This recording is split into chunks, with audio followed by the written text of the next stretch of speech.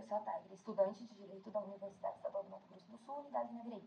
O tema do meu trabalho é o tratamento jurídico penal e a solidão das mulheres encarceradas.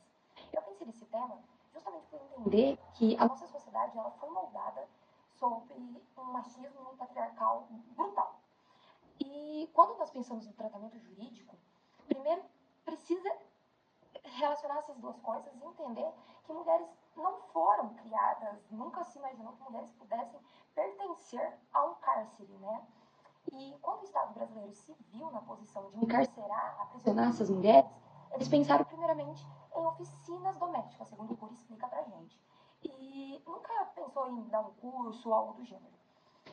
As penitenciárias brasileiras também, elas não conseguem atender necessidades básicas das mulheres, como higiene, absorvente, remédios, não atendem a necessidade de visita dos filhos, de ter um período mais longo do que os 6 meses com a mãe que está amamentando, não compreendem questões de consultas médicas, de consultas ginecológicas, principalmente as consultas médicas com mulheres grávidas. E quando nós tratamos do abandono, tanto o abandono estatal, quanto essas questões da mulher, tanto quanto o familiar, o social, porque, como dito no começo, mulheres não foram criadas para estarem dentro do cárcere. E quando essas mulheres acabam aprisionadas, elas quebram uma expectativa que a sociedade, a família impõe sobre ela. Por muitas vezes é vergonhoso você ter uma mulher da sua família que está presa. Você não comenta, você não fala. O marido a abandona, a família a abandona e o Estado também já promove esse abandono. A Nath Queiroz, em sua obra Presos que Menstruam, ela relata que muitas dessas mulheres encarceradas sofrem com o abandono dos filhos, dos esposos, da família, que essas mulheres sofrem também o abandono estatal ao não terem um absorvente para usarem e por muitas vezes terem que usar de outros mecanismos para ter esse controle da menstruação. Ela relata que as presas têm uma responsabilidade muito maior ao estarem presas, não só para com a sociedade, esse peso todo já mencionado, mas também com elas mesmas, porque o psicológico de uma mulher presa é muito mais afetado do que de um homem, por exemplo. Porque o homem, por muitas vezes, ele continua recebendo a família. As mulheres, em poucos casos, abandonam os homens que estão presos.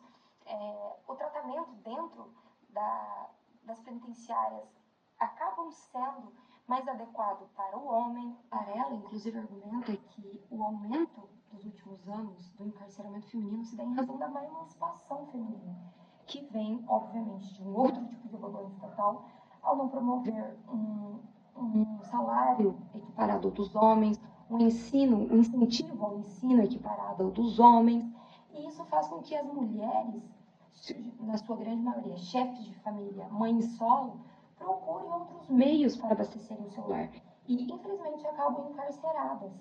E quando essas mulheres chegam ao cárcere, por muitas vezes os próprios profissionais que lá estão para cuidarem dessas pessoas, dessas mulheres, não têm um tratamento adequado. Eles não sabem lidar com questões emocionais das mulheres, a questão da falta do afeto da família, principalmente dos filhos. Esse abandono todo também é gerado por parte dos profissionais.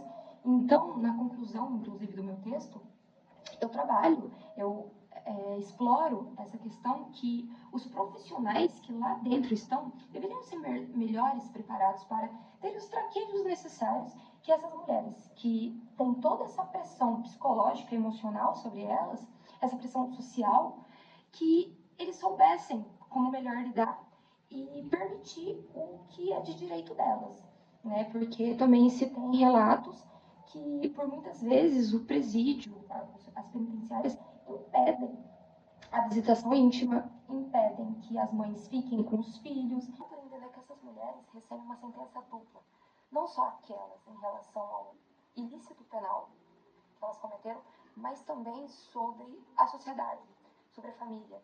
Essas mulheres são jogadas à mercê da própria sorte e acabam por, infelizmente, voltando ao mundo delituoso, porque quando elas saem do encarceramento, elas estão praticamente abandonadas.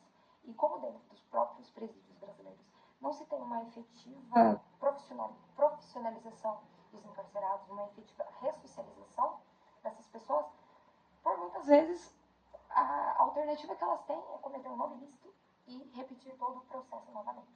É esse o trabalho. Obrigada.